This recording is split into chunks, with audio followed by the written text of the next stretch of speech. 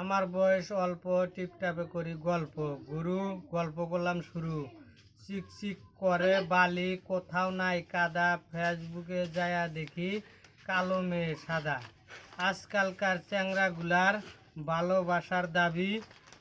চিংড়িগুলাক ভাল লাগে না, ভাল লাগে আমার ভাবি।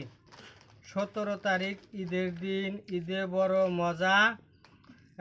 চ্যাংরা চিংড়ি পার্কে বসে গল্প করে নিবে অনেক মজা।